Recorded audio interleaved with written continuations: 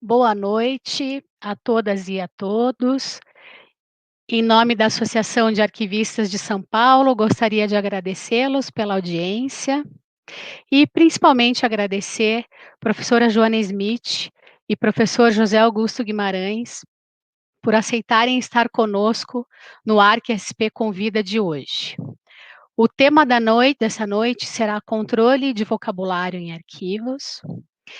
E a professora Joana Smith, que é bibliotecária pela USP de São Paulo, com mestrado e doutorado pela Universidade de Paris, professora aposentada do Departamento de Ciência da Informação da ECA USP e que tem vasta experiência com arquivos, fará a conferência sobre o tema.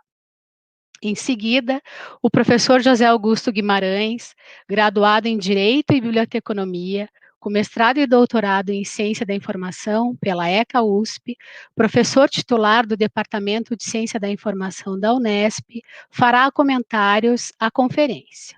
E depois, claro, abriremos a todos para as perguntas, para as dúvidas, e, enfim, queria também dizer que é uma honra poder estar fazendo essa mediação com duas pessoas que eu admiro muito e que são muito importantes na minha trajetória profissional e que falarão de um tema muito caro aos arquivos. Então, professora Joana, por favor, passo a palavra. Boa noite a todos. Obrigada pelo convite, que me dá a chance de falar sobre um assunto que eu acho muito legal, muito importante. Ainda mais na companhia de Clarice e Zé Augusto, é um grande prazer estar aqui. Eu sei que o tema não é muito sexy, mas, enfim, vou tentar dizer que ele também não é um bicho de sete cabeças e que ele é importante. Agora deixa eu descobrir como é que eu faço. Não é assim. Ixi, como é que eu faço para mudar de tela, gente?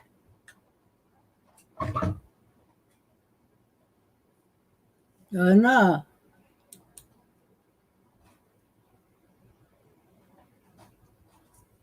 Desculpa, gente, estou numa idade que essa tecnologia toda me atrapalha, viu? Eu não sei como é que eu faço agora.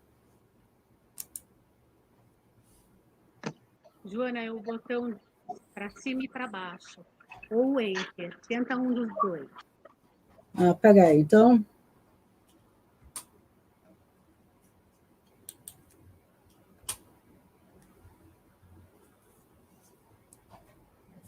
Nenhum nem outro.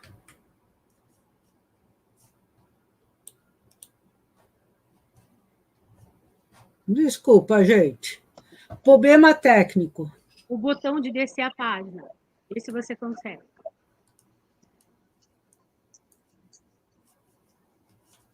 Não estou conseguindo nada aqui. Ixi, a gente tentou tudo, mas não fez um teste disso. Peraí, e aqui, será que eu consigo?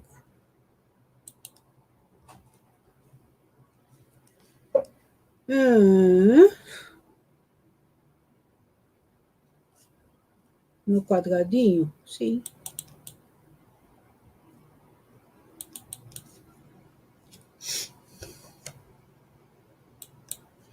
Nada vai.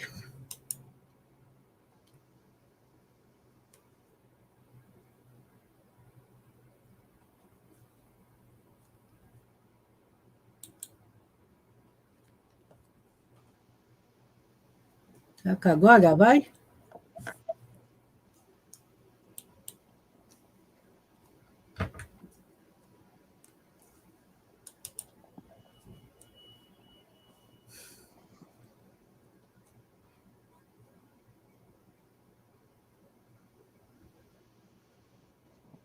O que eu faço, gente?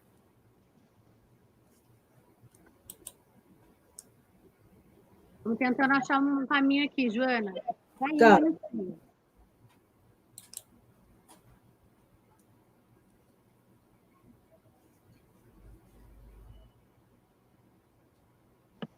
Clica no slide 2 com o mouse, Joana.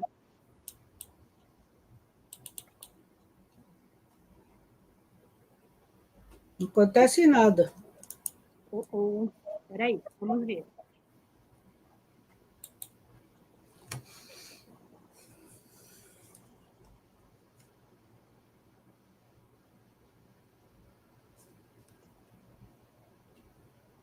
Joana, manda para a gente por e-mail que a gente projeta para você. Para qual e-mail? Pode mandar para mim. Deixa eu pensar o que eu tenho para fazer, tá? Enquanto isso, Joana, tenta projetar de novo, exatamente.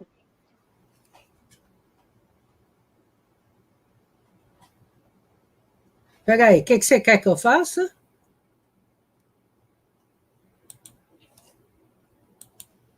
Tenta projetar ele de novo. Se você não conseguir, manda para mim por e-mail. Agora eu perdi tudo aqui. Espera aí. Deixa eu ver. Não.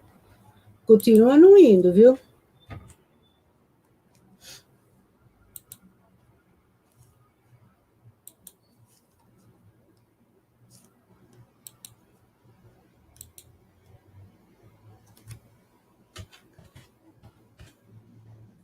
Acontece, gente. Já já a gente resolve, faz parte.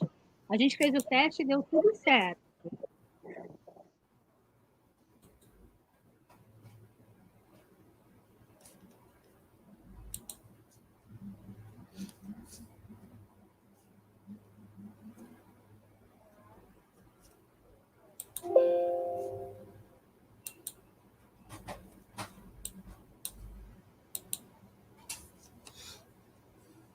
Joana, eu acho que o seu computador que travou, sabe? Nesse slide. Será? Vamos fazer o seguinte, manda para a gente, para mim, por e-mail, daí a gente tenta projetar aqui, tá bom? Ele foi pelo e-mail, tá? Sim.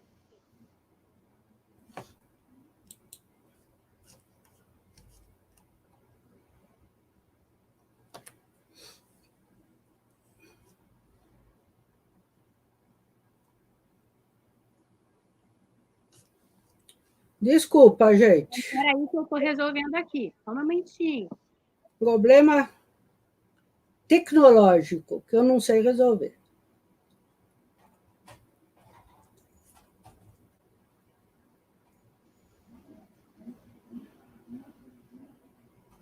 Ainda não chegou, tá, Joana? A tecnologia hoje não está a nosso favor. Espera aí.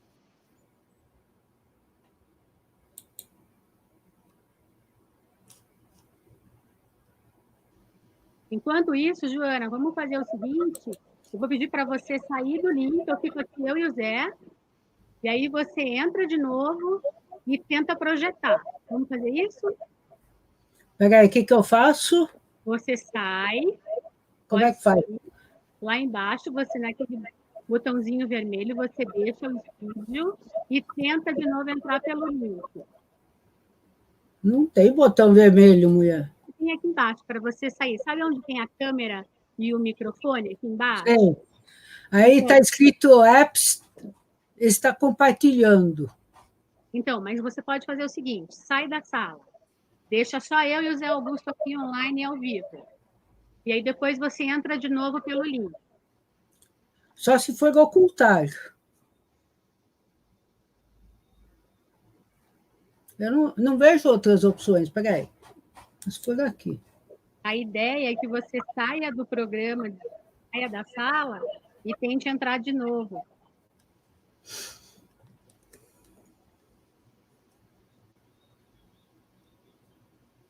Interromper compartilhamento, pode ser? Isso, pode ser. Uhum. Ah, agora dá. Aí eu consigo.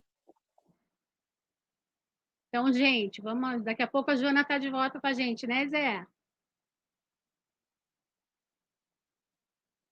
Vamos esperar a Joana entrar. Aproveito para dizer que semana que vem, o nosso ARC SP Convida será com a professora Lenora, e ela vai falar de um tema super atual e super importante, que é a Lei Geral de Proteção e Dados Pessoais. Então, quinta-feira que vem, às 18 horas, espero que a gente não tenha problemas com a tecnologia e também espero poder contar com a presença de todos na palestra da professora Lenor. Vamos aguardar a Joana voltar.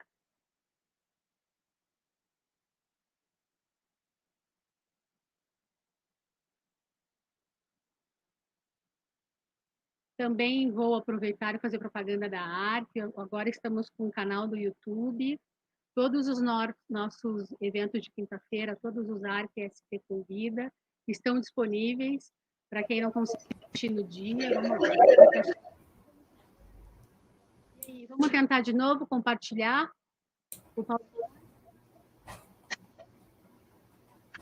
Eu tento ou você tenta? Tenta você, porque ainda não chegou aqui para mim. Tá.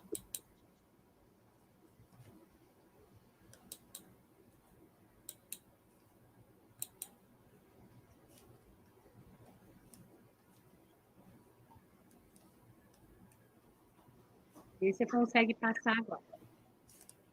Só que agora tá. Agora vai, mas eu não vejo mais ninguém, hein? A gente te vê e vê bem direitinho os slides. Então que seja, eu não vejo mais vocês, mas qualquer problema vocês me avisam, é isso? Pode deixar que eu te falo. Tá, bom, então vamos lá, vai. Desculpa, gente, problema tecnológico, e eu não vejo mais vocês, mas de todo jeito eu vejo uma telinha, hoje em dia é isso que a gente faz, e eu vou começar a conversa sobre o controle de vocabulário com alguns pontos iniciais meio bobinhos, mas que eu acho importante começar por aí. Quem fala controle, por favor, não entendam censura, né? É um controle no sentido de normalização. Logo mais vou tentar explicar isso melhor. Mas censura não está na moda e não é o caso. Outra questão que é fundamental, e vou voltar várias vezes a ela, é que o controle de vocabulário deve estar presente em todas as idades dos documentos de arquivo. Eu sei que uma boa parte da bibliografia associa o controle somente à fase permanente, mas eu discordo e vou tentar provar para vocês. E ela associa também, essa mesma bibliografia, muitas vezes o controle de vocabulário a uma ideia de indexação de assuntos, limitando mais ainda a discussão. E aí, quando fala em indexação de assuntos, normalmente o pessoal associa isso à biblioteconomia, o que não está errado, é lá que ela começou e foi desenvolvida, mas aí automaticamente gera resistência, desconfiança ou recusa, ou algo que eu vou tentar também dizer que não procede. Por último, eu mesmo faço meia-culpa. Lá atrás, em 2003, eu falei muito em construção de vocabulário controlado para arquivos. Depois, em vários treinamentos posteriores, deu para perceber que isso gerava um problema. Que quando a gente fala assim, parece que eu tenho que criar um instrumento a mais, que é um vocabulário controlado. E aí muita gente diz, mas gente, a gente já não consegue fazer o que tem para fazer, tem que fazer mais isso. E não é essa a questão. A questão é que o controle de vocabulário pode gerar um vocabulário controlado. Depois, se for o caso, a gente fala disso. O importante não é gerar um vocabulário controlado, é ter controle de vocabulário. Então, eu mesma, hoje em dia, eu falo em controle de vocabulário, porque essa é a questão importante. Se vai gerar um vocabulário controlado ou não, é uma questão para ser discutida depois. Tá bom? Bom, agora, já que eu consigo passar para a próxima, aonde que esse controle entra? O controle de vocabulário ele vai entrar em qualquer operação de descrição dos documentos e, portanto, consequentemente, na sua organização. não estou limitando a minha discussão a documentos físicos, afinal, nós estamos falando de descrição e organização de documentos de arquivo, físicos e digitais. E é lógico que, quando eu falo que ela entra na descrição e, portanto, na organização, sempre lembrar que a descrição não é um fim em si. Afinal, o arquivo deve refletir a instituição, o órgão acumulador, a organização, a família, o que vocês quiserem, mas para alguém, ou alguém, sou estranho, né? O dicionário diz que existe. Né? O para alguém é o mais importante, para o produtor, a instituição, o pesquisador, a sociedade, quer dizer, é algo que tem um objetivo, não é um fim em si, essa organização do arquivo e, portanto, sua descrição. Agora, esse alguém, ou alguéms, nós não podemos esquecer que eles são todos sempre influenciados ou contextualizados em determinado momento histórico. São protagonistas ou não protagonistas, mas estão sempre inseridos no momento histórico. Vamos voltar a falar nisso.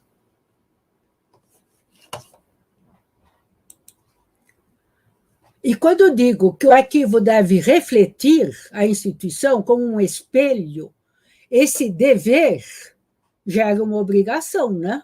Essa obrigação é justamente pensar nesse alguém ou alguéms. É em nome de alguém ou alguéms que a gente faz tudo isso, tá? É o objetivo final. Para quem fazemos? A descrição, a organização. E essa descrição e organização, eu não sei se vocês gostam dessa verdade ou não, mas ela se faz através da linguagem, não tem jeito. São termos, expressões. Mesmo quando utilizamos códigos, aparentemente estamos fugindo da linguagem, mas é um código que é representado sob forma de linguagem, que significa uma linguagem. Isso tudo para produzir representantes dos documentos, informações que representam e individualizam os documentos. É isso que a gente faz quando descreve os documentos. E aí, só para deixar a história mais divertida, tem um conto muito curto do Borges, Jorge Luiz Borges, argentino, chamado Sobre o Rigor da Ciência, na Ciência. E ele descreve um império em que começaram a fazer um mapa do império. Agora eu vou florear um pouquinho. E o imperador cada vez queria mais detalhes, porque o império dele era muito bonito, e o mapa não mostrava todos os detalhes. E foram aumentando o mapa para mostrar mais detalhes, até que o mapa tinha o tamanho do império. O mapa 1 para 1. E deixou de ser útil, porque não representava mais, era o próprio. Né? Então, é uma representação através da linguagem, mas de forma sintética. Né? Não é um mapa 1 por 1 que nós vamos organizar ou produzir na descrição dos documentos.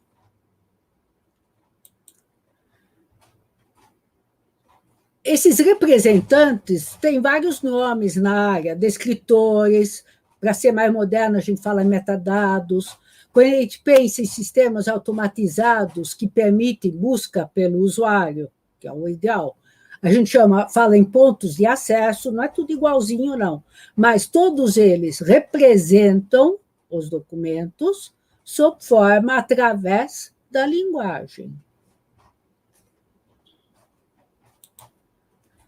O ponto de acesso, no caso, olha, eu peguei uma definição da ISAD, né? A norma de descrição geral arquivística. É um nome, termo, palavra-chave, expressão ou código, estão vendo? Tem toda uma opção aí, que pode ser usado para pesquisar, identificar e localizar uma descrição arquivística. Tudo isso se faz através de termos, nomes, palavras-chave, etc. Espero que isso esteja ficando mais claro.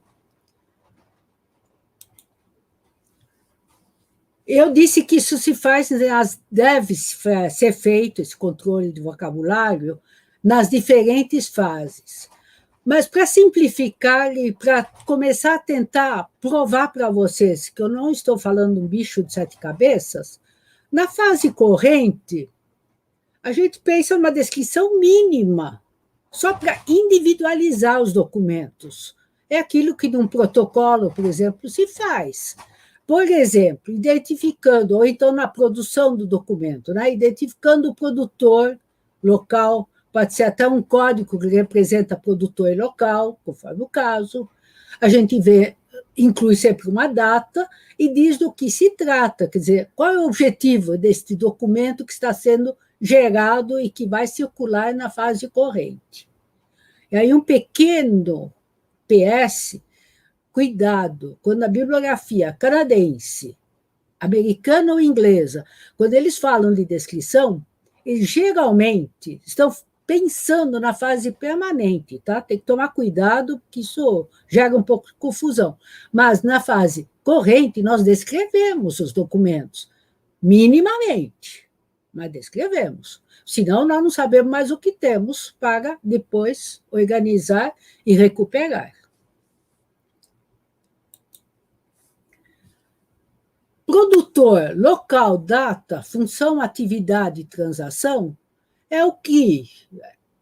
Não vou dizer que essa lista seja a única possível, obrigatória, mas, enfim, grosso modo, é isso que a gente identifica no início do documento para identificar o contexto de produção dele, que é um princípio muito querido, muito importante na área, certo? É identificar o contexto de produção. Por que ele foi criado, esse documento? E por quem? Em que momento? Em que situação?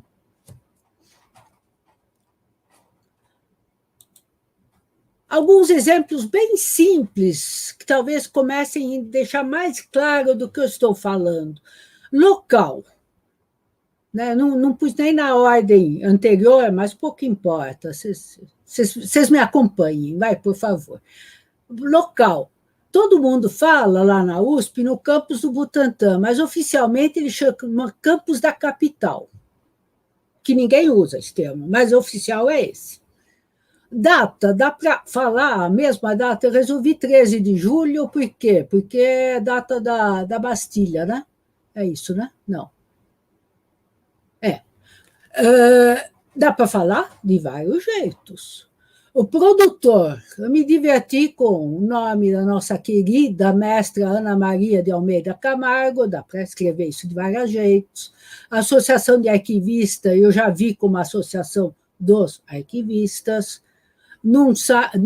Eu recebi no mesmo dia de um site aí que tem trabalhos acadêmicos, dois parabéns, porque andaram fazendo um monte de menções a mim, pelo visto não tem controle nenhum, porque no mesmo dia eu recebo 2 parabéns. Aonde eu quero chegar?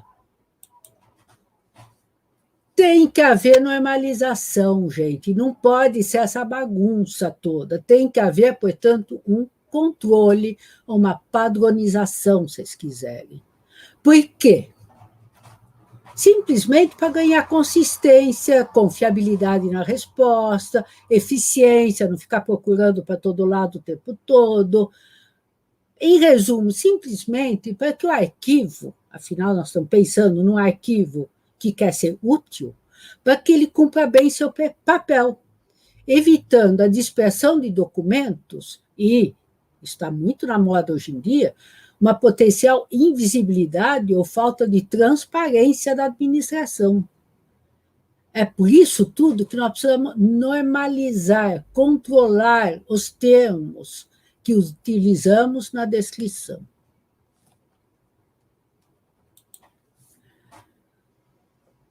Isso começa na fase corrente.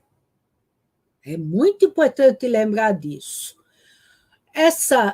Esse processo de normalização na descrição pode ser, e muitas vezes é completado na fase permanente. Muito bem, nada contra. Mas, se a descrição inicial, que identifica a razão de produção do documento, a descrição da transação pretendida, se tudo isso está garantido, uma parte muito importante da história está garantida. Depois, a gente pode completar essa descrição. Mas o que me incomoda muito é, em relação à descrição dos documentos, quando uma parte da bibliografia parece separar claramente duas narrativas. Uma na fase corrente, são evidências de transações, nós precisamos trabalhar e não sei o quê, e depois tem uma outra narrativa que parece que não leva em conta o que foi feito na fase corrente, é óbvio, estou falando em termos utópicos, né? Ideais. É uma outra narrativa que, na fase permanente, fala muito no valor informacional do documento. Quer dizer, nada contra, mas é uma continuidade, pelo menos idealmente tem que ser. E ela começa essa descrição na fase corrente.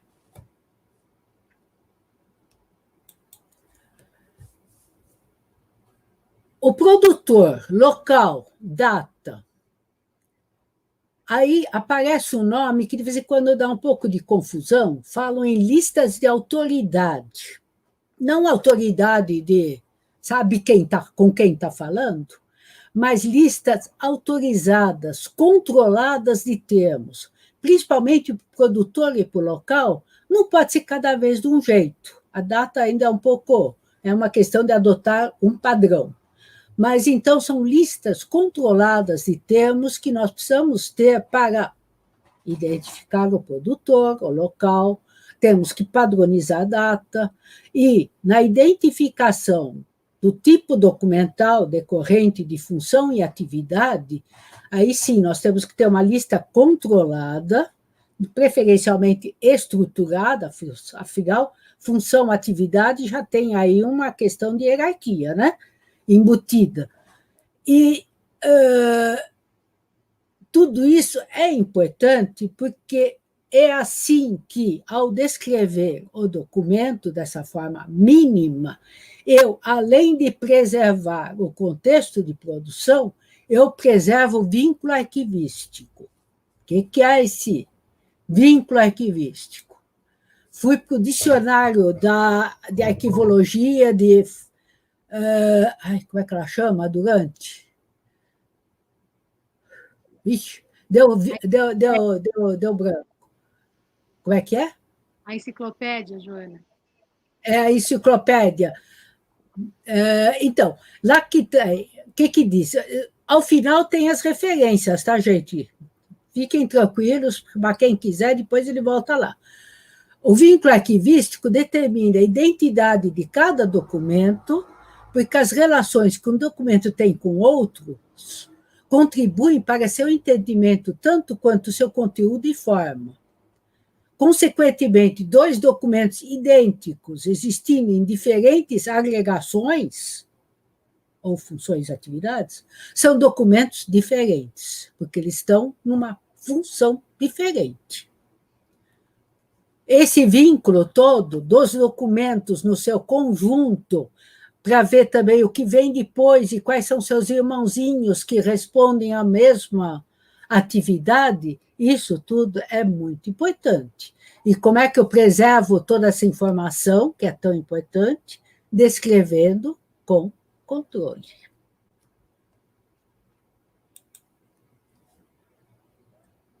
Essa é a questão. Isso tudo tem que ser controlado, não pode preencher de qualquer jeito. Hoje eu estou inspirado, eu faço um belo romance. Amanhã estou com dor de cabeça, eu faço tudo abreviado. Depois da manhã, eu não sei porquê, eu estou de bem com a vida, e eu novamente floreio tudo, porque afinal a vida é bela. Não é assim. Bom, e a indexação de assuntos? É aquela que tantas vezes aparece como sendo a razão de ser do controle de vocabulário, mas vamos lembrar que ela pode ser realizada, não é obrigatório, mas pode, como sendo um requinte, um detalhamento potencial a ser elaborado na fase permanente dos documentos, por duas razões. Uma, que aí eu tenho menos documentos, né? O volume diminui muito. Uma razão perfeitamente pragmática. E, por outro lado, porque aí sim, os documentos, após a avaliação, em fase permanente, eles começam a ter um interesse muito maior para a pesquisa e, portanto, a indexação de assuntos, caso se considere que isso seja importante e possível, pode ser feito assim, como a última etapa, um requinte, um aperfeiçoamento, mas tudo isso vai completar aquela identificação inicial mínima feita. Porque se isso tudo for perdido, e eu for só para o assunto, eu perdi tudo que importa. Eu deixei o documento completamente descontextualizado. Aquele início, produtor, data, local, razão de ser do documento, ou seja, tipo documental, a partir de atividade e função, isso tudo eu não posso perder nunca. Agora, se for para ir até a indexação de assuntos, vai ter que fazer mais uma lista controlada dos assuntos.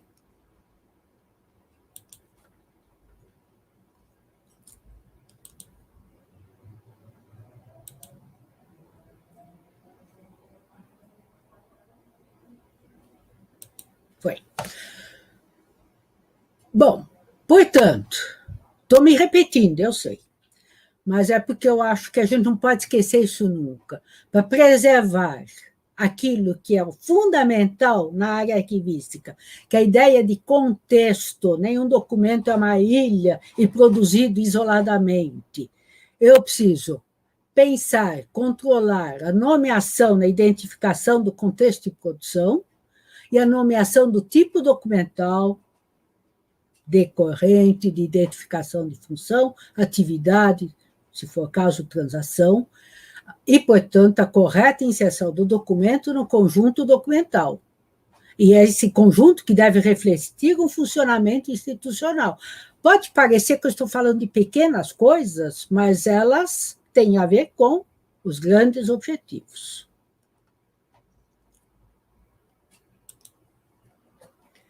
Inventei um exemplo totalmente idiota, bobo, porque eu não estava muito inspirada, mas a partir de um universo que eu conheço um pouco melhor, que é o da minha querida universidade. Tá? Então, uma ideia de controle de produtor, local, data, de acordo com um padrão, uma identificação da função atividade, essas não são fictícias, não. E o tipo documental, esses eu tirei de verdade dos nossos instrumentos. Mas o que eu tenho? O produtor e local, normalmente, uma organização minimamente organizada, já tem isso tudo, de certa forma, controlado, que seja pelo Departamento de Recursos Humanos. Um padrão para a data, eu tenho que adotar. Muito bem. Aí o resto, sim, aí é trabalho nosso, do arquivo, de fazer, aí não está com esse nome, mas é um plano de classificação e ver quais são os tipos documentais produzidos. Aí sim, tem que haver controle.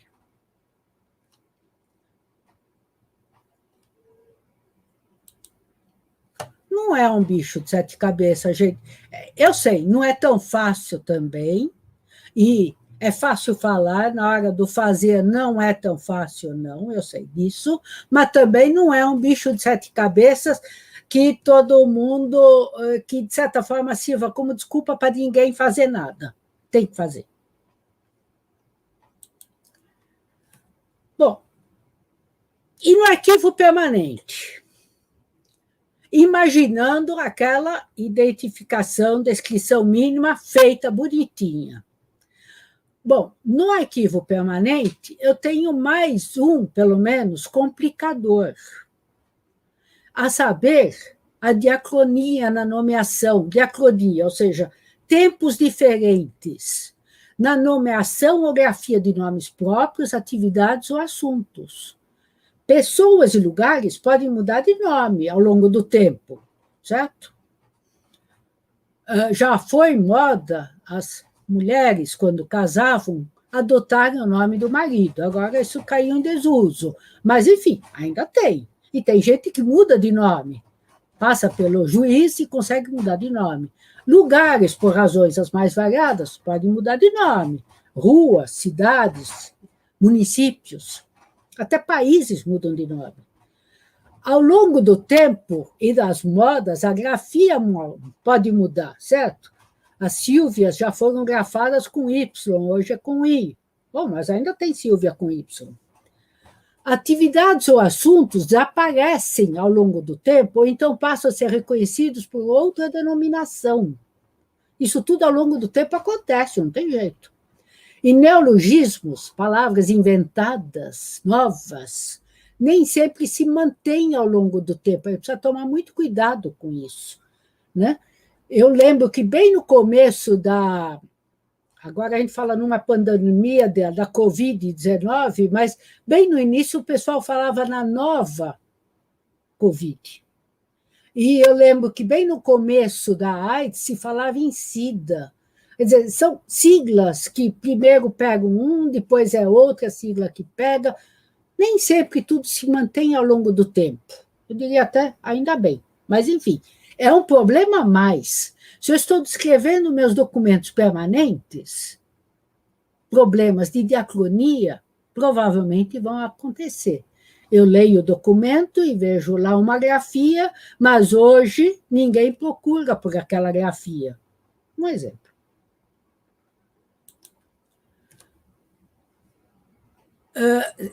Nas referências ao final, tem um texto legal sobre um trabalho com processos crime da época da Inquisição. E aí também apareceram termos que o pessoal que fez esse trabalho considerou que os termos tinham caído em desuso. Não estou dizendo nem a favor ou contra, eu tirei como exemplos, né? E substituíram por equivalentes atuais. Ao invés de falar tormento, usam tortura na descrição. Ao invés de falar cárcere, que é gozado, né? A gente usa ainda hoje, mas num sentido diferente, né? Usaram cadeia. Ao invés de roceiro, usaram lavrador. E ao invés de quinta, adotaram roça.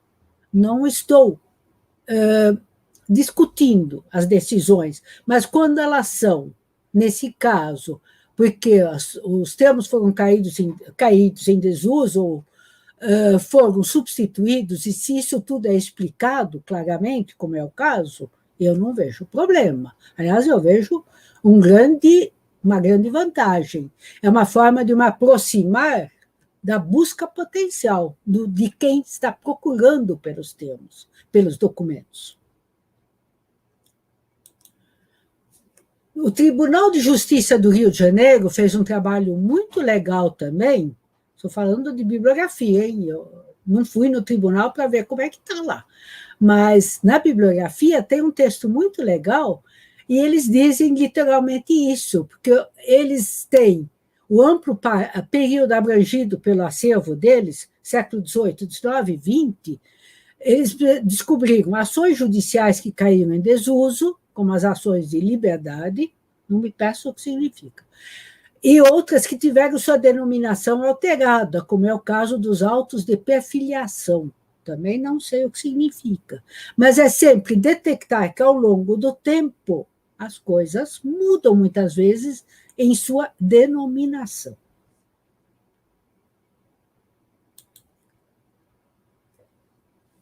A sinonímia, agora eu estou falando novamente do geral, hein? Não estou falando somente dos arquivos permanentes.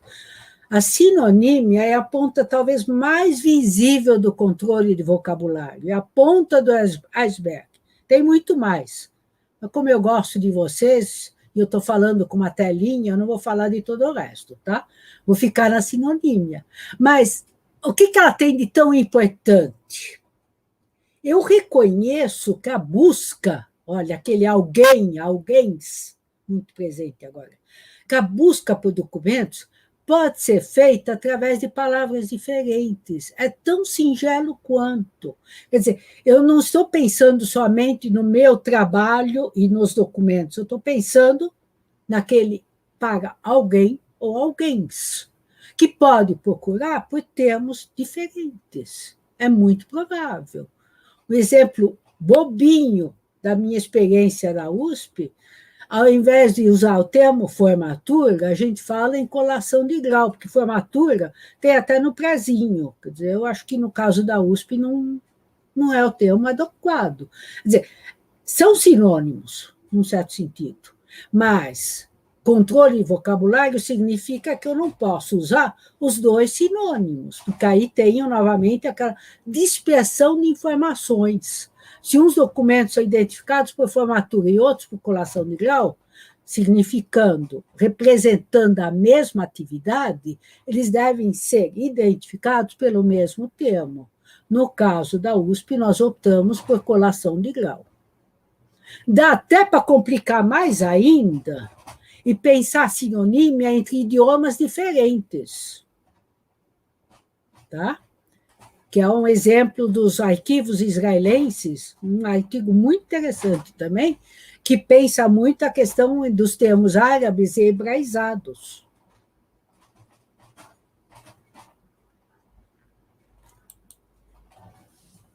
O que eu não posso esquecer, e estou chegando aos meus finalmente, é uma imagem que eu adoro, alguns devem já ter visto, a Torre de Babel.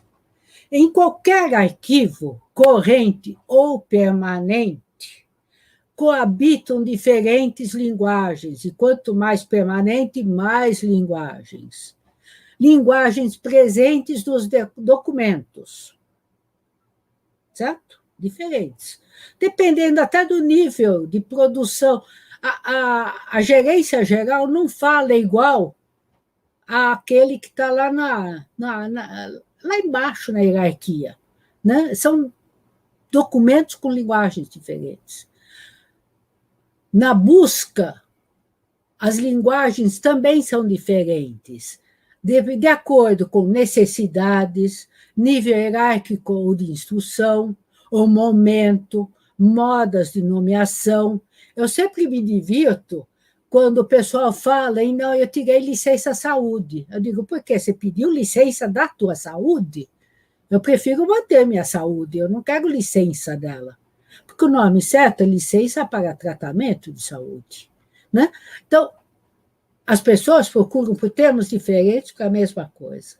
E até agora eu só falei numa outra linguagem ainda, que é aquela adotada pelo arquivo, na descrição. Parece uma coisa naturalizada. Ah, isso é simples, eu usei as palavras que me ocorreram. É mais uma linguagem.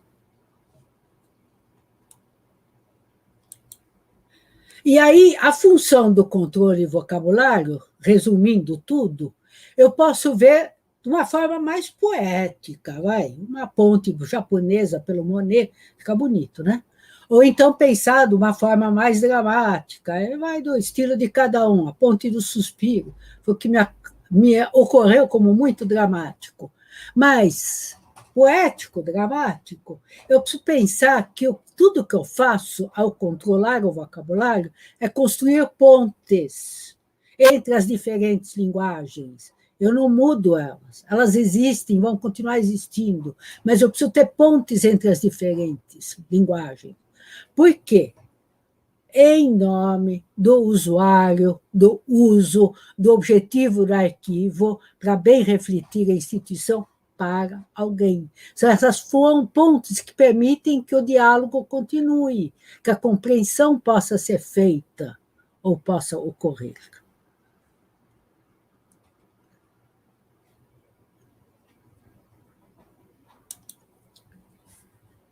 Agora, vocês me digam, bom, mas é essa complicação toda, por que agora vocês falam nisso? Enquanto os arquivos atendiam presencialmente, com mediação de um profissional, lógico, de preferência um arquivista, a ponte entre as linguagens era naturalizada, o problema não aparecia claramente.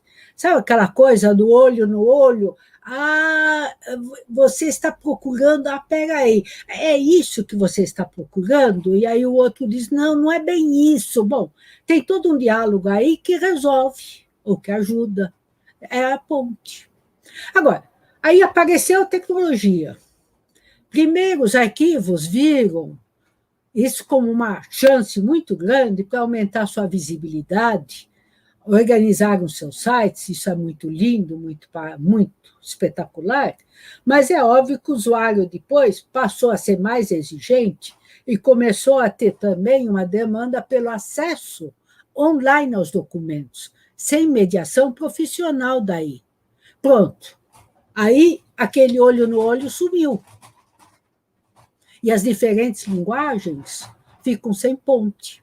Se eu não tiver um controle de vocabulário, se eu não disser quais são os termos que eu uso, que eu adotei. A teoria arquivística, com toda essa tecnologia, não mudou, não. Tirando as encrencas dos documentos digitais, né? Mas não é objeto da discussão de hoje. Mas o acesso ao documento com a tecnologia foi submetido a um terremoto.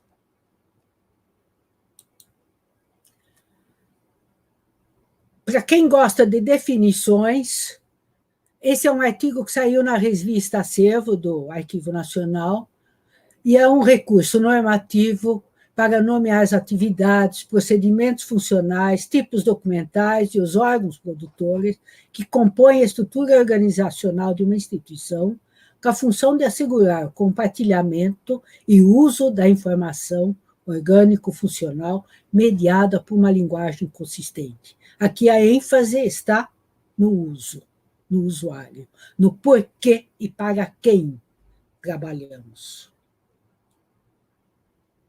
Terminando, existem soluções ou existem só problemas? Não, existem soluções.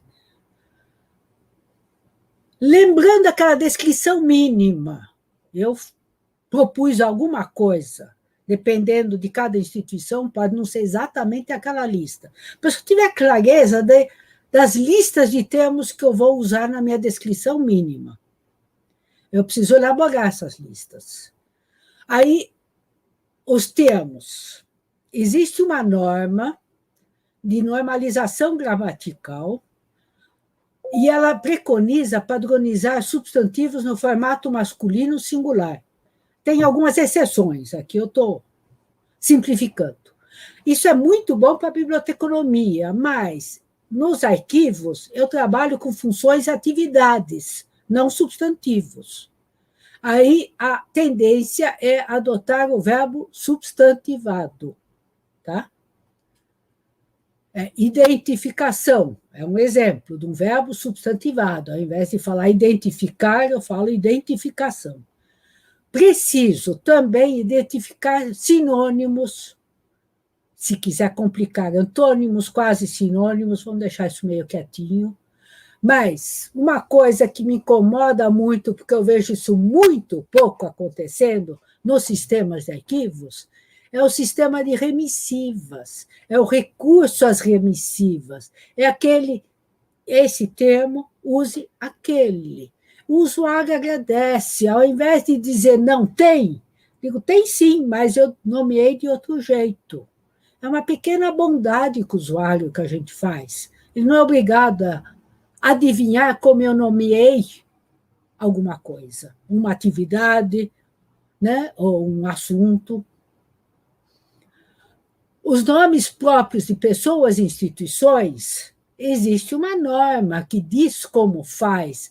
Nos arquivos permanentes, então, tem que fazer uma lista comprida com a história das instituições. É importante para saber em que momento ela se fundiu, desarticulou, foi alterado, isso, aquilo. Tem que ter todo um controle disso. E chamar sempre ao mesmo departamento, ou a mesma família, ou a mesma pessoa, do mesmo jeito. Nomes de lugares, olha, parece simples, né? Mas um pequeno exemplo aí, eu acho que já deixa claro que não é tão simples. E os dicionários e os atlas, muito pouco ajudam nessas horas. Mas, enfim, para um organismo, normalmente uma organização, eu tenho alguns lugares já conhecidos, deixa quieto. Padrão para as datas, para nós é tão simples dizer mês, dia, ano.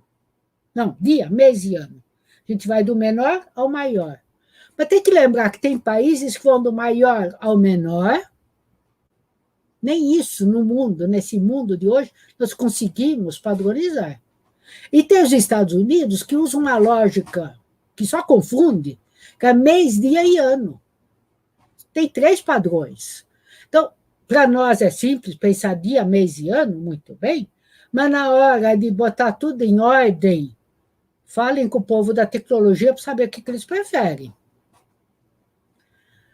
E é óbvio que as funções e atividades eu tenho que pensar muito bem como eu estruturo, como eu falo tudo isso, como eu chamo tudo isso. Tá? Tenho que manter as minhas listas. Esse é um trabalho contínuo. A gente terminou, já tem que recomeçar a rever.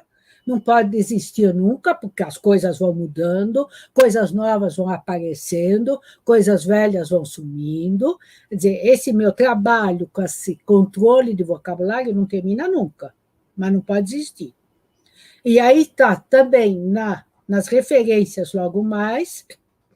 Eu tenho também um livro que resolve muita coisa de forma detalhada, que é o livro de Harprin, está em português, para download, está tudo aí nas referências, que é Vocabulários Controlados para a Área Cultural. Tá?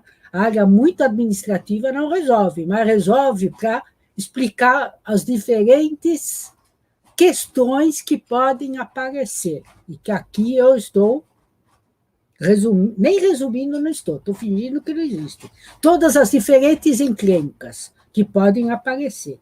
E é óbvio que as normas devem ser levadas em conta, embora elas geralmente digam, a CPF, por exemplo, ela diz precisa fazer controle. Ah, muito bem, mas não diz como fazer. Isso tudo fica com vocês. A gente tem que fazer. Depois, para quem quiser dar uma olhada nessas referências, eu só coloquei as que foram citadas, exceto, né, também fica aparecendo publicidade, mas tudo que eu falei agora, a gente é resumo nesse artigo que saiu na revista Acervo 2018, eu só resumi, e é um meia-culpa a partir do Como Elaborar Vocabulário Controlado de 2003. Quer dizer, em 15 anos, eu acho que eu consegui progredir um pouquinho nessa discussão. E eu sei que o assunto é árido, mas espero ter convencido de vocês da importância dele. Muito obrigada. Joana, a gente que agradece por ser muito didática, como sempre. A gente te vê agora sem o PowerPoint direitinho, você vê a gente? Agora eu vejo. Agora está do jeito. Agora está melhor. Ótimo. Agora eu vejo gente. Muito bem. Maravilha. Então, mais uma vez, muito obrigada, Joana, e passo a palavra, então, agora ao professor José Alberto. Bem, boa noite. Eu gostaria inicialmente de agradecer o convite da ARC, né, uma associação pela qual eu tenho um mais profundo respeito, eu sou fã, tenho grandes amigos, e o prazer, assim, inominável de estar com a Joana e com a Clarice, né? Prazer imenso de estar com 2 pessoas queridas, mas uma responsabilidade grande, né? Quer dizer, depois de toda essa aula da Joana, o que eu posso ousar fazer são alguns comentários, vamos dizer assim, né? Bom, a questão do controle do vocabulário, né? Então, eu vou começar pontuando algumas questões que a Joana colocou, e a partir daí talvez a gente pensar em alguns aspectos. aspectos, né? Então, a primeira questão que a Joana colocou muito bem, controle não é cerceamento, né? Eu já ouvi muitas vezes isso em tribunais, as pessoas se recusando, não, mas isso aí é uma camisa de força, exatamente o oposto. Controle é padronização para permitir a inclusão. A professora Fátima Tálamo, uma vez ela falou que, na realidade, o controle de vocabulário ele é um instrumento de inclusão porque ele permite que variações terminológicas de um mesmo conceito possam ser colocadas em situação equivalente, ou seja, ele não exclui ninguém, principalmente pensando no arquivo permanente, né?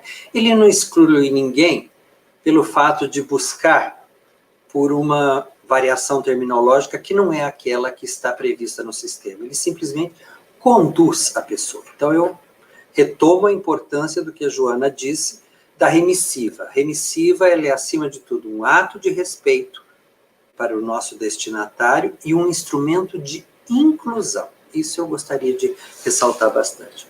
Segundo, o controle de vocabulário não pressupõe necessariamente a presença de assuntos. Então, quando as pessoas falam em controle de vocabulário, não, isso aí é coisa de bibliotecário que vai ficar controlando o assunto, que vai ficar colocando tesauros. Não, gente, controlar vocabulário, porque o vocabulário ele vai ser usado como forma de representação em qualquer uma das áreas, porque todos nós representamos conteúdos, documentos por meio da linguagem. Não é? Agora, o que nós vamos representar, dependendo da área, vai ser diferente. Né? Por exemplo, na biblioteconomia eu tenho uma forma de representação prioritária, que são os assuntos.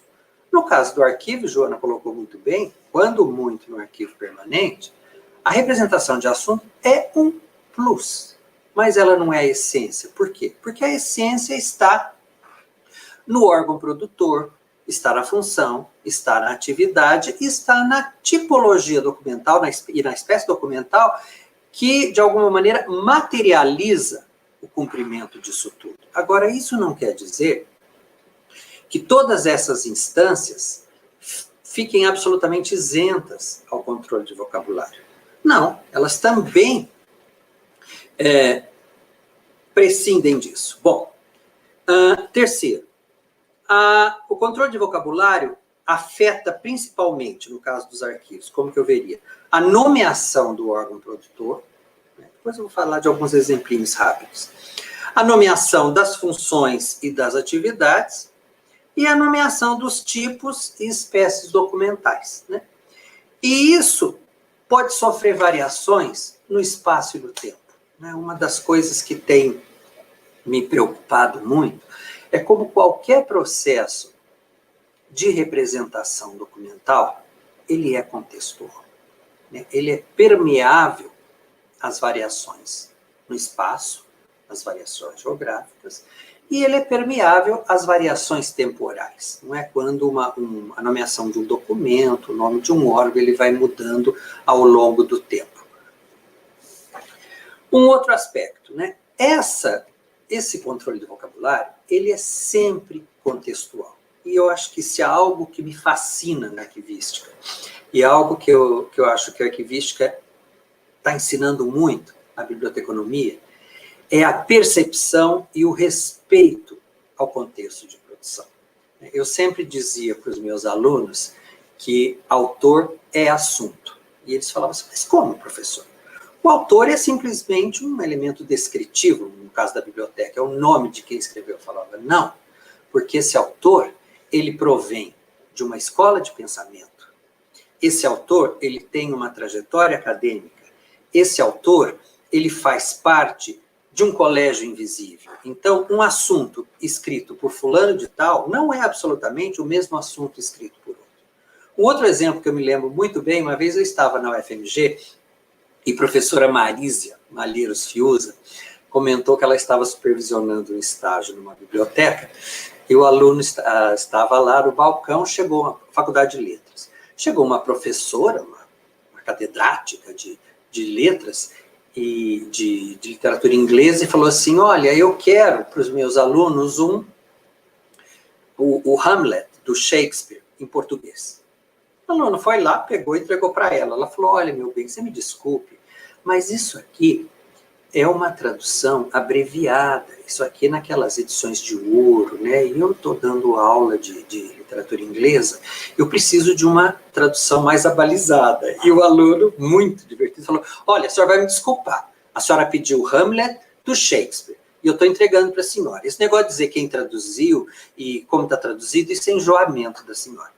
Então, isso é para mostrar como os elementos contextuais, eles interferem em tudo, tá? E não necessariamente apenas no arquivo, mas no arquivo muito mais. Porque aquela documentação, ela é, acima de tudo, fruto, reflexo e testemunho de um contexto. Eu não uso a palavra prova, as pessoas sabem disso, porque prova, para mim, só existe a partir do momento que se constitui judicialmente o meio probatório. Eu prefiro a palavra testemunho, mas é uma questão meramente de concepção. O controle de vocabulário, ele incide sobre uma forma de representação, não é? Representação que se dá, obviamente, por meio da linguagem, de uma linguagem, Joana colocou muito bem, né? Pode ser uma linguagem alfabética, pode ser uma linguagem numérica, verbal, não verbal, etc. Agora, o que é o processo de representação? É um processo de substituição. A Hope Olson coloca muito bem, coloca que quando eu represento alguma coisa, algum conteúdo, tá? Conteúdo, não assunto necessariamente, algum conteúdo, por exemplo, o nome de uma espécie documental, tá? Eu estou representando, eu estou substituindo aquele todo, aquele conjunto, né, que tem um protocolo inicial, que tem um texto, que tem um protocolo final, por um rótulo, por um termo.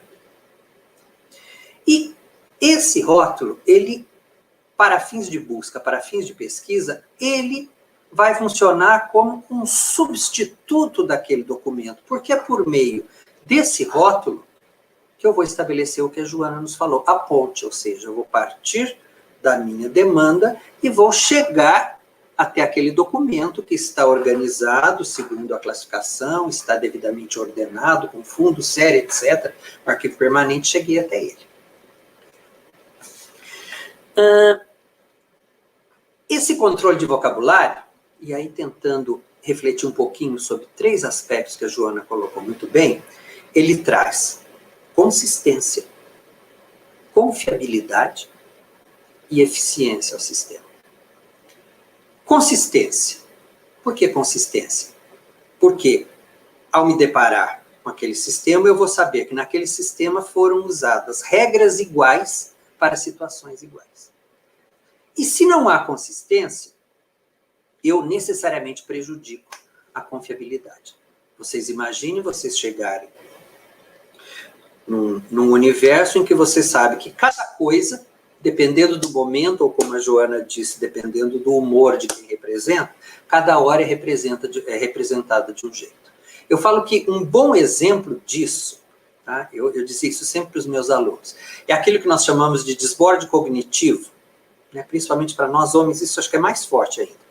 Quando a gente chega no supermercado e aquele bendito daquele gerente do supermercado resolveu mudar todas as estantes de lugar, todas as prateleiras de lugar, por uma questão mercadológica. Eu fico enfurecido, né? Desculpe a expressão, mas eu falo que isso é uma tremenda sacanagem.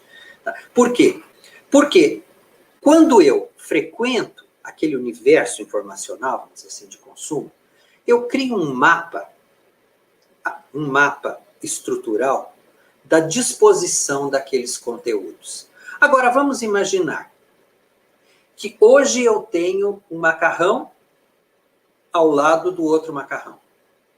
Daí amanhã, chega uma nova marca de macarrão, ela vai para produtos importados. Então, ou seja, começa a existir uma carência lógica. E essa falta de lógica faz com que se perca a confiabilidade naquele todo. Então, a questão de nominar de uma maneira controlada, de uma maneira padronizada, é também uma garantia de confiabilidade. Para não permitir aquilo que a gente chama do anything goes, né? Quer dizer, o vale tudo, cada hora eu represento de um jeito. E por que uma questão de eficiência?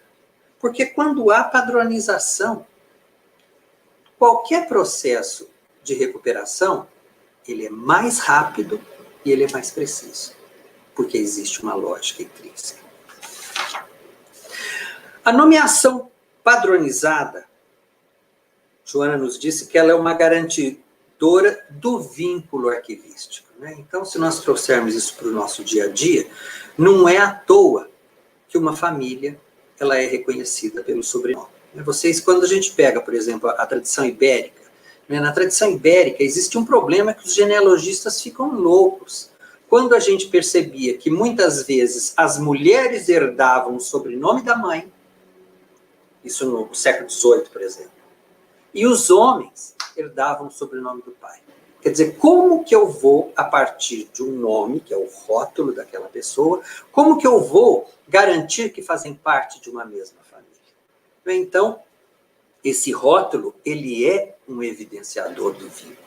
Né? Quando eu me refiro a ofícios, eu sei que todos são documentos oficiais expedidos por aquela autoridade, como um ato de correspondência que vai ser remetido para fora da instituição. Então, todos são definidos dessa maneira, e em todos eu vou encontrar uma data tópica, uma data cronológica, uma saudação, uma mensagem, uma despedida, assinatura como prova de autenticidade, um cargo para mostrar que há competência para tal, etc, etc.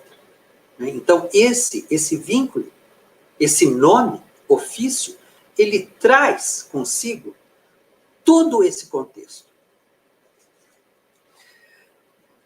Espaço, o que controlar? E o que controlar? O nome do produtor, local, data, função, atividade, tipo documental, porque esses elementos são aqueles que efetivamente integram o conteúdo do documento arquivístico.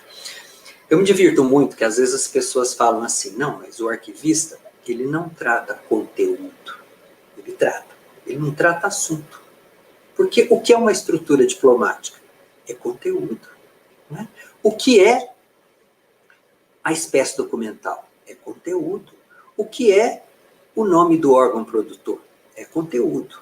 Tá? Então, a questão é que os elementos de conteúdo no arquivo são bastante diferentes dos elementos de conteúdo numa biblioteca tradicional, mas ambos lidam com o conteúdo. E mais, aquilo que muitas vezes poderia ser considerado forma numa biblioteca, um elemento meramente descritivo, no caso do arquivo, ele é um elemento de conteúdo, ele é um elemento de fundo, por exemplo, o nome do órgão produtor.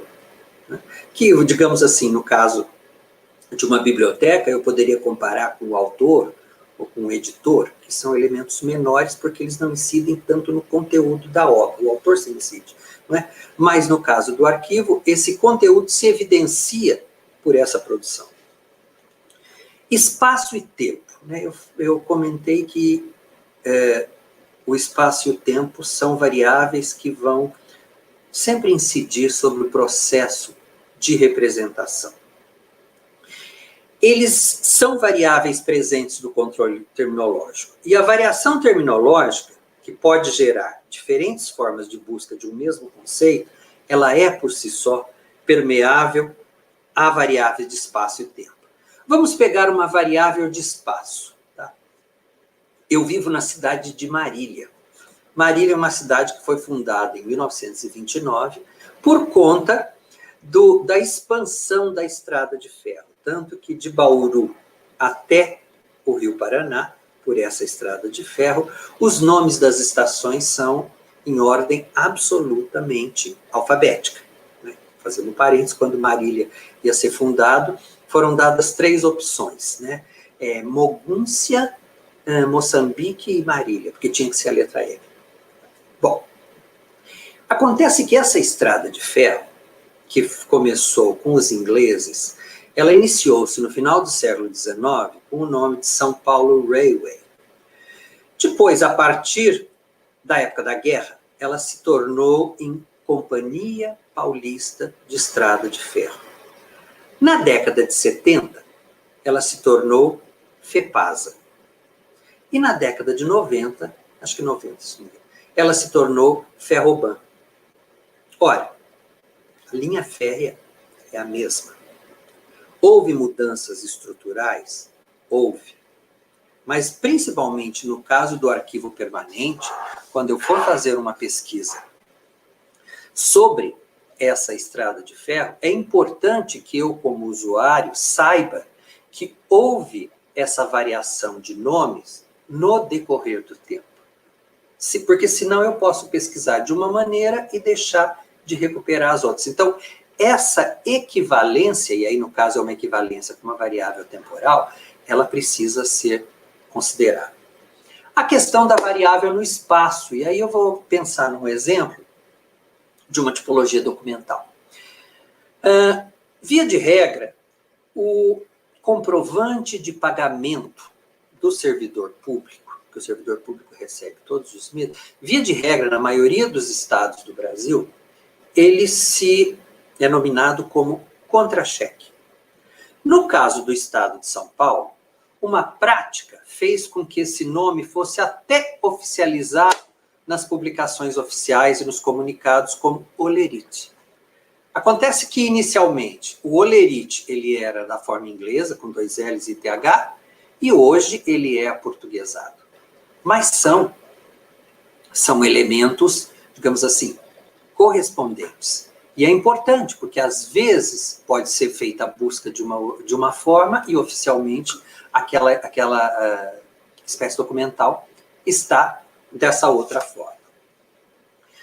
O controle de vocabulário, e a Joana sinalizou muito bem, ele vai além da sinonímia, né? Ele vai além de variações terminológicas que representam um mesmo conceito. O controle de vocabulário, ele pode abranger relações hierárquicas, né? Saber o que está dentro do quê. Saber, por exemplo, nomeação de séries e subséries. Isso é uma relação partitiva, né? De todo parte. No caso do arquivo, instrumentos como organogramas institucionais são importantes fontes para a identificação dessas hierarquias. Porque existem relações de subordinação que vão, inclusive, nortear processos de identificação de fundos, séries, subséries, etc. As relações associativas. O que é uma relação associativa? Isso é mais um plus que pode ser dado à pesquisa no arquivo e principalmente no arquivo permanente. Que é aquele exemplo que eu dei para vocês da São Paulo Railway, da Companhia Paulista de Estrada de Ferro, da FEPASA e da Ferroban, perdão. Mas nós temos, no caso do Brasil, um exemplo muito interessante, que é o Ministério da Educação.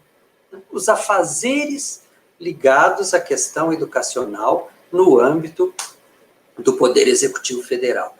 Esses afazeres, eles foram objetos de junções, de separações ao longo da história do Brasil. Nós tivemos Ministério da Educação, Ministério da Educação e Cultura, Ministério da Educação e Desporto, etc, etc. Então, nomear essas diferentes formas, sinalizar a que períodos ela se refere e, de alguma maneira, dizer para esse usuário, você procurou por isso, mas do período de tal a tal, você pode procurar por isso, porque essa era a forma oficial. Então, isso seria um exemplo de uma relação associativa. Em suma, né, o controle de vocabulário, no caso dos arquivos, ele é um elemento para dar essa maior consistência, né? Voltando à questão, para dar essa maior confiabilidade. E ele é um elemento para essa inclusão.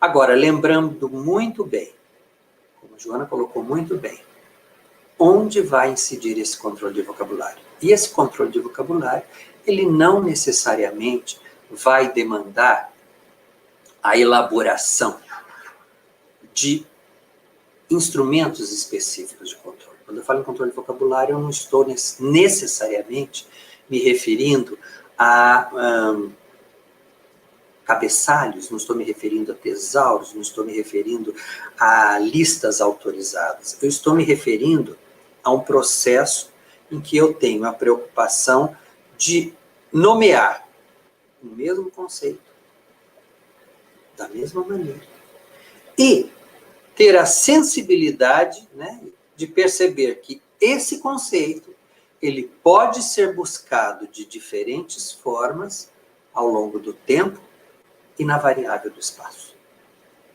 Bom, em suma, era isso que eu tinha que comentar, né? Quem sou eu para comentar uma palestra da Joana, mas eu acho que o tema ele é absolutamente fascinante e, mais uma vez, eu cumprimento os queridos colegas da ARC. Estou à disposição. Professor Zé Augusto, muito obrigada. Mais do que um comentário, a gente teve uma aula, né? Você trouxe exemplos muito importantes e complementou a conferência da professora Joana. Então, muitos dos comentários aqui, as perguntas também, mas eu também queria fazer alguns comentários que são, na verdade, perguntas para a gente debater. A gente fala muito, quando a gente pensa em controle de vocabulário, né, distinguir os documentos, né? Mas a arquivologia também precisa ainda resolver questões de nomeações dos seus próprios.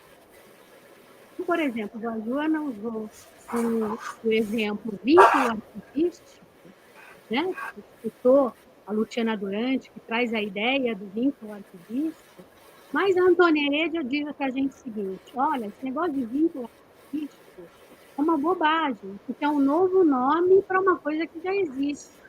A gente tem uma proveniência funcional e uma proveniência de produtor que já dão este vínculo arquivístico. Então, a gente está a Antônia Heredia é muito categórica quando ela diz: para que usar um nome novo para alguma coisa que já está funcionando? Da mesma forma, pensar nesse controle de vocabulário quando a gente estrutura as ações de um plano de classificação, né? A gente tem essa hierarquia das ações divididas de várias formas. A gente conta alguns instrumentos onde eles estão as ações estão nomeadas como competência, função e atividade, outros como função, subfunção e atividade, sem a gente ter a certeza de que efetivamente estamos falando das mesmas coisas, né? E da mesma maneira, pensar os termos, né? E a linguagem nos ajuda a pensar que vamos dar as ações que estão sendo desenvolvidas pelas instituições. Então, por exemplo, a gente costuma encontrar em planos de classificação o termo gestão de recursos humanos como uma função, sendo que na mesma hierarquia uma atividade também é nomeada como gestão, só que ela está numa categoria diferente, né? Então, esse controle de vocabulário pode nos ajudar nessa elaboração dos planos de classificação, numa etapa ainda anterior ao próprio documento?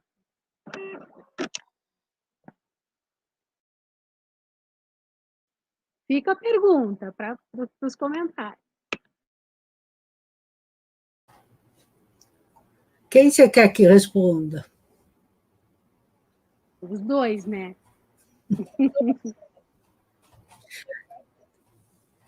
Não, é óbvio que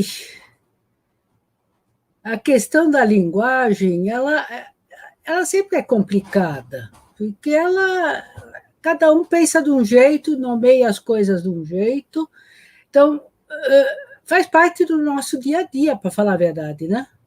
Dá para voltar bem lá para trás para o nosso dia a dia, não falando em questões arquivísticas da maior importância.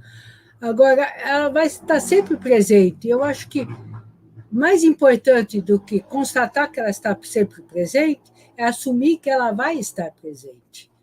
E, portanto, lembrar de avisar todo mundo que eu uso na organização do arquivo e na nomeação dos documentos e da classificação e de tudo que vem junto, que eu uso termos que parecem serem da linguagem natural, mas não são. Né? São termos que, embora pareçam linguagem natural,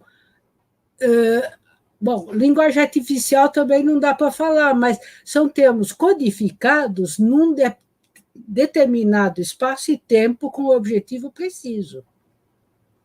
Eu acho que isso que tem que ser dito o tempo todo. Olha, eu estou chamando essa coisa assim, não porque ela é chamada assim, é porque aqui no arquivo nós a chamamos assim para distinguir de tal outra coisa. Né? Quer dizer,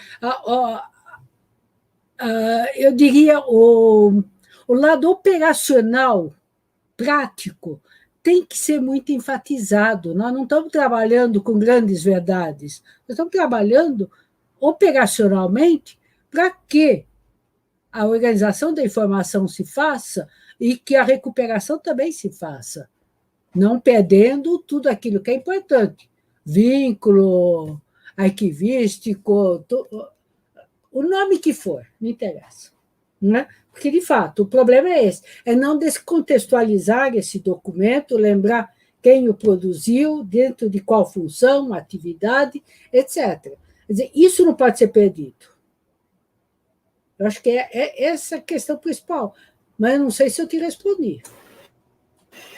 Eu concordo plenamente com a Joana, e eu acho que nessa... Porque a questão do controle de vocabulário, ela também é digamos assim, é uma predisposição, né? Eu acho que é um olhar que se assume, e na medida em que eu estou convencido que esse controle ele é importante. Tá? E aí, nesse sentido, do mesmo jeito que eu falei, que a arquivística colabora muito para a biblioteconomia, aí, nesse sentido específico, eu acho que a biblioteconomia ela pode colaborar por um princípio classificatório básico, que é o princípio que provém da lógica aristotélica, não é? Em que a parte, ela, via de regra, ela não é nominada repetindo o nome do todo. Ela tem que ter, então, quer dizer, o que é a espécie. Para a espécie, eu tenho o gênero próximo e a diferença específica. Então, eu preciso estabelecer qual vai ser o meu critério.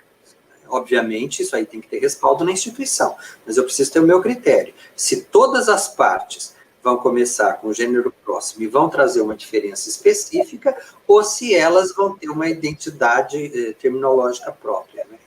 Essa é uma reflexão que pode ajudar para evitar esse tipo de situação que a Clarissa colocou tão bem.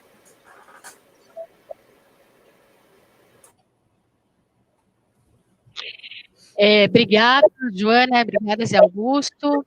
A Maíra faz uma pergunta interessante para a professora Joana e para o professor Zé Augusto. Se pensarmos em uma administração pública, um vocabulário controlado, o tesouro funcional, pode ser considerado um instrumento para a transparência governamental?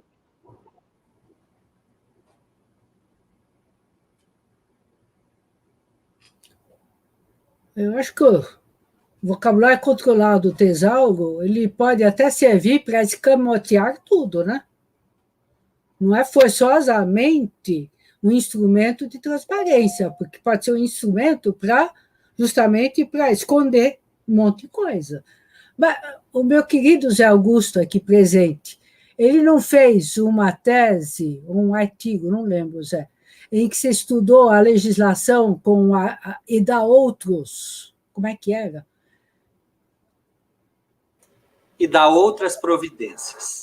E tinha um monte, o trem da alegria ficava dentro das outras providências. Quer dizer, dá para pensar que o vocabulário controlado e o tesouro funcional, que também não é bem, é próximo, tá bom. Por um lado, eles deveriam ser divulgados aos usuários, certo? Isso é muito importante, não pode ser um instrumento somente interno, para os iniciados. Né? Agora, ele pode servir para o instrumento de transparência governamental, desde que ele nomeie as coisas como as pessoas reconhecem, tenha os sinônimos, a ideia das remissivas, porque nem todo mundo nomeia tudo do mesmo jeito, e aí sim passa a ser um instrumento que ajuda na transparência, mas não é obrigatoriamente, pode ser um instrumento justamente para esconder tudo. Basta chamar tudo de jeitos diferentes, que ninguém entenda. Sabe, fazer jogo da amarelinha. Eu acho que o controle vocabulário realmente ele pode se prestar a essas duas coisas, né? Ele pode se prestar a uma inclusão e uma democratização quando houver esse intuito. E, para tanto, é necessário de investigar quais são as variáveis, quais são as formas de busca, as alterações ao longo do tempo e no espaço, etc. Agora, ele pode ser usado também, a Joana disse muito bem, para escamotear, né? Eu trabalho há quase 30 anos, eu trabalho com os tribunais do Brasil, com os juízes, trabalhando muito em metodologia de elaboração de emendas de acordos. E uma das coisas que eu mais enfatizo, e agora eu estou começando a ver alguns resultados, depois de quase 30 anos, é a questão do hermetismo de uma linguagem. Então, às vezes, eu vou aos lugares e falo, olha, esse termo, use este. Tá? Então, vou dar um exemplo típico. Ministério Público. Eles usam parquet. Tá? Como se chama? Habeas corpus. Eles usam metáforas. Remédio heróico. Eu falo, olha, use o termo que está previsto na legislação. Não, professor, mas isso é a terminologia jurídica. Eu falo, não. Terminologia jurídica é aquela que está prevista e definida em lei. Isso que você está usando se chama jargão. E isso é um elemento usado para tornar o texto menos acessível ao usuário. Então, é uma forma que se tem de se você manter uma casta, né, um conjunto de iniciados que domina aquela linguagem e que realmente se comunica ali dentro. E aí a Joana colocou uma coisa que me lembrou muito de um texto lindo que ela escreveu há muito tempo, acho que na revista da APB, que é o Visite Nossa Cozinha. Lembra, Joana? Eu adoro aquele texto, que a Joana fala que qualquer restaurante de prestígio, ele tem aquela placa, Visite Nossa Cozinha, ou seja, não temos nada a esconder. E aí ela fala que o usuário da informação, ele tem o direito de saber como as coisas são organizadas. E aí tem uma coisa que às vezes me irritava um pouquinho no começo, quando se falava em arquivos permanentes, eu falava, bom, mas o pesquisador que vem aqui fazer uma pesquisa histórica, etc., ele pode buscar por outro termo. E as pessoas me falavam, não, mas as coisas são organizadas segundo o órgão produtor, segundo a estrutura, e assim são, e ele que tem que se adaptar. Meu Deus do céu, não. Uma coisa é você organizar e você dispor. Outra coisa é você dar pontos de acesso, você dar pontes para a pessoa encontrar. Então, eu concordo plenamente. O controle de vocabulário, ele pode ser usado para o bem e para o mal. Certo. A Luciana Davanzo, ela fez um comentário e agora ela emendou uma pergunta a esse comentário. Ela comentou o seguinte: um assunto tão importante, mas que ainda é tímido na arquivologia. E agora ela traz a pergunta: existe alguma razão para essa temática ainda ser pouco discutida na arquivologia? Eu acho que tem sim. E pelo simples fato que, até um certo momento, os arquivos eram acessados presencialmente, né? Então, por um lado, tem essa questão da interface com alguém que trabalha lá dentro e que tem como ajudar. Por outro lado, o simples fato de cada arquivo ter o seu acervo, que não é igual ao acervo de outro arquivo, que é uma distinção fundamental entre bibliotecas. As bibliotecas, até para simplificarem seu trabalho, começaram a ter instrumentos que eram comuns, e nos arquivos isso não faz muito sentido, porque cada arquivo tem os seus documentos do seu jeito, e a ideia da colaboração entre arquivos é uma coisa, até acontece, mas não está tão presente assim, né? Então, por essa razão toda, eu acho que é uma questão ainda mais nova na arquivologia, e que a questão do acesso aos documentos via tecnologia, eu acho que começou a deixar ela muito mais clara, no fundo. Porque é isso, aquela mediação com o profissional que conhece o acervo, justamente essa, e que é linda, é muito importante, eu não sou contra. Mas, enfim, quando tudo vai via rede, a mediação com o profissional fica prejudicada, ou não existe. E aí toda a questão terminológica aparece com muito mais clareza. Eu acho que isso é uma questão um pouco mais nova no ramo da arquivologia, por essas razões todas, mas que, por conta até de toda essa moda tecnológica, está começando a aparecer com muito mais clareza. Não sei, é a minha opinião. Eu concordo plenamente, eu não teria nada a acrescentar, porque eu concordo plenamente com o que a Joana disse. Silvana Goulart pergunta, Joana, o que é antônimo quase sinônimo que você mencionou? Não, peraí, são duas coisas diferentes. Vai ver que faltou uma vírgula aí no meio. Antônimo é o contrário do sinônimo, né, da palavra. Da palavra, não do sinônimo. Você tem sinônimo, são termos diferentes que significam a mesma coisa, digamos, falar de uma forma bem simples. Antônimo seria o contrário. E o quase sinônimo são termos que são próximos, não são sinônimos, mas muitas vezes, por razões operacionais, eu considero que são sinônimos. Tá? Mas o mais importante é o conceito da sinonímia, que a gente não trabalha suficientemente, eu acho, em muitos arquivos. E quem trabalha sinonímia se preocupa com os termos. E aí, automaticamente, aparece o contrário, que pode parecer meio absurdo, mas normalmente os contrários a gente junta, né? E não dá para falar de alfabetização sem falar de analfabetismo. Então, os contrários normalmente acabam ficando tratados juntos. Pode parecer absurdo. E os quase sinônimos são termos que não são sinônimos, mas que, muitas vezes, eu, para simplificar por conta dos objetivos que eu tenho, eu considero que entram no mesmo pacote.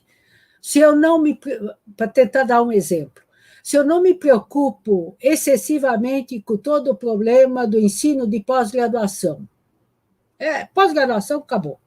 Não tem por que detalhar para os objetivos que eu tenho. Então, se o mestrado é profissional ou acadêmico, passa a ser um quase sinônimo, que eu vou considerar no mesmo pacote, porque no meu caso não vale a pena distinguir.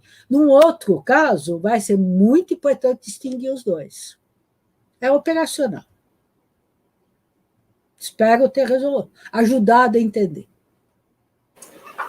Eu só queria acrescentar que o sinônimo, a questão do reconhecimento do sinônimo, ele pressupõe uma averiguação, né, das variáveis terminológicas, variáveis que, como eu coloquei, elas podem ocorrer em função do espaço, em função do tempo, etc, etc.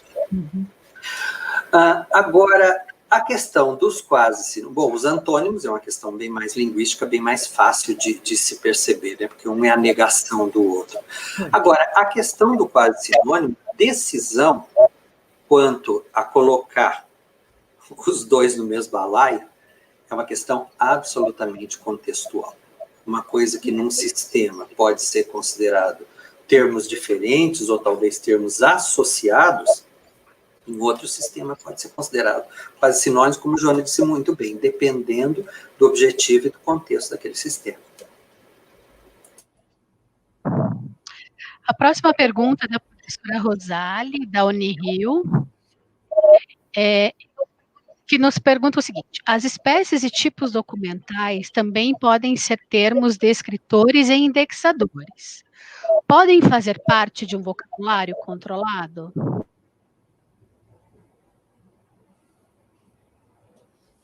Será que eu entendi? Bom, tipos documentais que incluem a nomeação da espécie são descritores, digamos assim, é a denominação que eu dou aos documentos, não é isso? E aí, eles fazem parte do vocabulário? Sim, justamente é uma das partes que mais tem que ser controlada. Justamente, porque o produtor, o local, normalmente até a própria instituição já tem uma ordem para isso. Agora, essa parte é a elaboração do arquivo. E aí sim, tem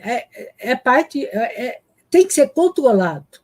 E aí faz parte de um vocabulário controlado? Pode ser, se eu incluir tudo. Não sei. Ficou meio atrapalhada a minha resposta. Eu diria que é um dos elementos mais importantes para o vocabulário controlado, porque pressupõe com muita clareza que eu tenho um instrumento que me defina, né, aquela tipologia documental, o que ela é, via de regra, ela se presta a quê, né, e sumariamente como que ela se apresenta, porque a estrutura diplomática também vai me ajudar a diferenciar uma tipologia de outra, não apenas a função. A minha única questão, a minha única dúvida é que a Rosali falou sobre servir de descritores, sim, não é? Agora, servir de indexadores, eu preciso saber com qual conceito de indexação você está trabalhando. Se for falar em indexação como indexação de assunto, eu diria que não, né? Porque aqui eu estou trabalhando com assunto, eu estou trabalhando com o conteúdo específico daquela tipologia documental. Agora, se eu for me referir à indexação no sentido de gerar índices e índices de diferentes objetivos, aí sim.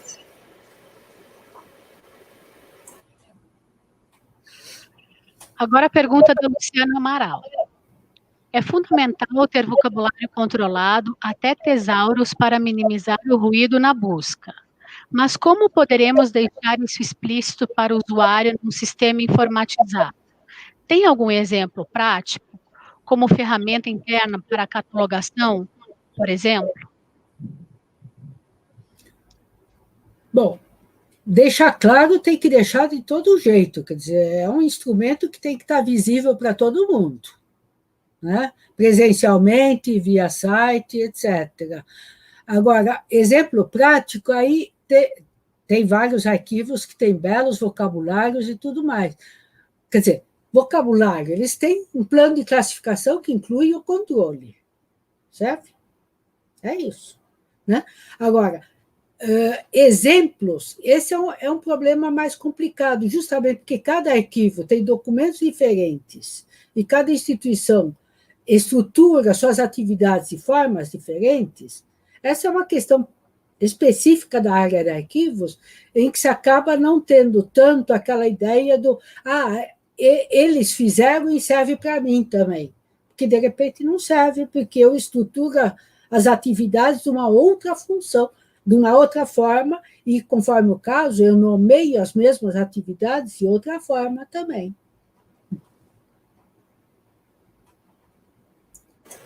Eu acho que isso é uma questão muito importante que se tenha claro nos arquivos, que nos arquivos todo o processo de representação e de estruturação mesmo do arquivo, ele é absolutamente contextual, né? E aqui vem a grande diferença do processo de representação e de estruturação da biblioteca. Na biblioteca eu posso usar aqueles sistemas, aquelas ferramentas chamadas universais, né? Por quê? Porque eu estou trabalhando com assuntos, com conteúdos, que são tratados numa estrutura geral de conhecimento. Então, eu posso, por exemplo, usar Dewey, ainda com problemas. Isso no arquivo é um absurdo, porque no arquivo eu tenho aquela documentação, ela é fruto de um contexto específico, para funções específicas e muitas vezes com tipologias muito próprias, o que vai ser diferente do arquivo ao lado. Eu acho que essa sensibilidade é muito importante. Então, se a gente for pensar em algum controle de vocabulário, em algum tesauro, obviamente ele vai ser daquele arquivo, fruto daquela documentação, para aquela documentação. Eu não posso, por exemplo, importar de um sistema para outro, que ficaria uma coisa completamente sem sentido. Gostei. O Gilberto Cândido diz que faz uma provocação. A Lei de Acesso à Informação, a 2.527, traz em seu âmbito que as informações devem seguir uma linguagem ao cidadão. O arquivista deve trazer isso para o vocabulário ao nomear os documentos?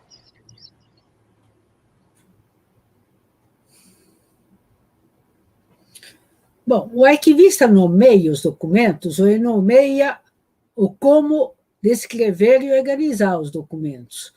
Mas por que não? Quer dizer, eu acho que a gente tem que levar tudo isso em conta, sim. E se for para nomear os documentos usando uma linguagem cidadã, por que não? Desde que ela seja clara para todo mundo, né? Não seja um código muito particular de um pequeno grupo.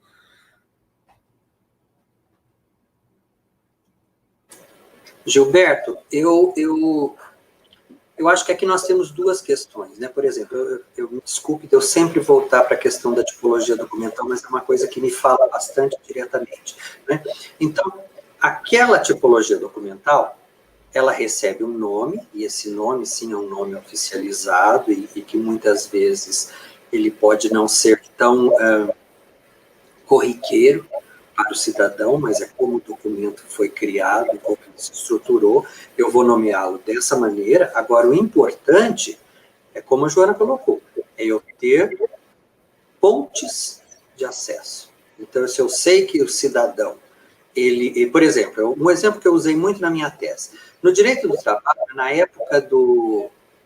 naquela época daqueles planos que a gente tinha inflação todo mês, existe uma coisa no direito, nos contratos, que se chama cláusula de escala móvel. Esse é o nome oficial dessa cláusula. Acontece que, para o cidadão, virou gatilho salarial. Então, o cidadão comum, ele vai buscar para o gatilho salarial. O pesquisador ou alguém da administração, por exemplo, ele vai buscar por cláusula de escala móvel. O importante é a gente prever essa variação terminológica e estabelecer forma de convergência. É a história da inclusão, né? É bem isso, é a inclusão das várias formas possíveis de nomeação. Joana, Zé Augusto, muito obrigada. Também gostaria de agradecer a todos que fizeram comentários e perguntas, aquelas que a gente não conseguiu colocar, trazer aqui para a discussão. Depois nós vamos arrumar uma maneira de tentar atender isso, quem sabe fazendo outra live, que vai ser muito boa, incrível, tão incrível quanto essa. Então, como eu já estou aqui caminhando para o encerramento, que está chegando o nosso horário, eu passo a palavra para a professora Joana e para o professor Zé Augusto, para finalizarem antes da gente se despedir aqui da nossa audiência. Bom, acho que eu espero que tenha ficado um pouco mais claro que, quando falamos em controle de vocabulário, não estamos falando do bicho de 7 cabeças, mas estamos falando de algo que, eu concordo, não é tão simples assim.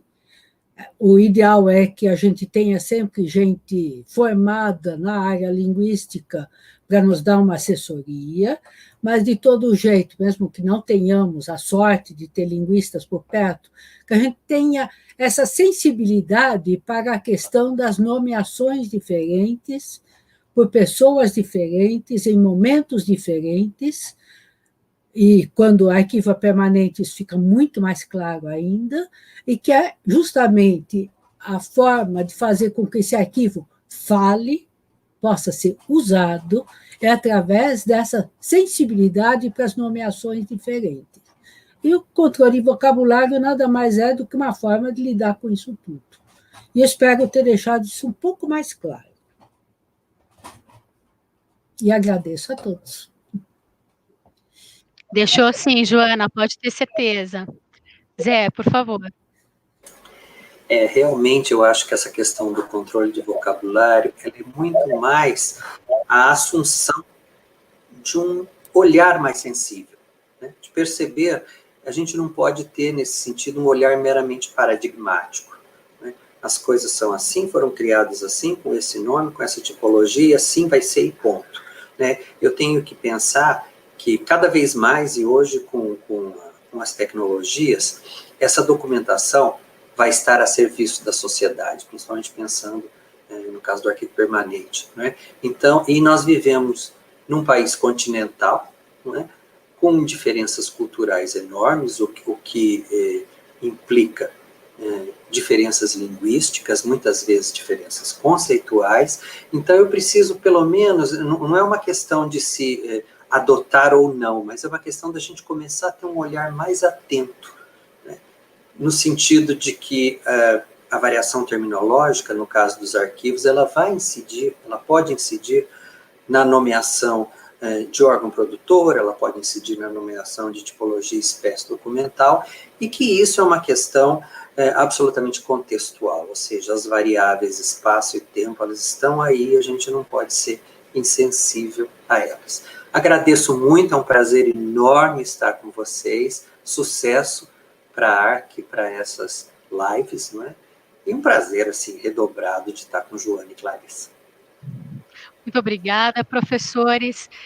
Apesar do nosso percalço inicial aí com a tecnologia, correu tudo bem, foi maravilhoso, muitos elogios aqui nos comentários. Eu queria agradecer a nossa audiência, temos pessoas do Rio, São Paulo, Bahia, Pernambuco e outros estados que eu não consegui identificar, né, porque vocês sabem que fazer esse papel aqui, olhar, prestar atenção, às vezes a gente acaba deixando de comentar algum estado, alguém, fazer alguma pergunta, mas, gente, é isso, agradeço a todos, foi muito interessante, muito importante ouvir Joana e Augusto falando sobre o vocabulário controlado e principalmente trazendo como elemento central nessa discussão o contexto de produção, né? Que é algo que é a regra de ouro, como a professora Ana Maria fala, é a regra de ouro da arquivologia, é esse contexto de produção documental. Então, ouvi-los trazer este contexto para a construção, né, de formas de controlar esse vocabulário foi muito importante. Então, agradeço a todos, uma boa noite, espero que todos continuem bem, com saúde, e até quinta-feira que vem, no ARC SP Convida, com a professora Lenora, que vai falar sobre Lei Geral de Proteção e Dados Pessoais. Boa noite a todos, muito obrigada.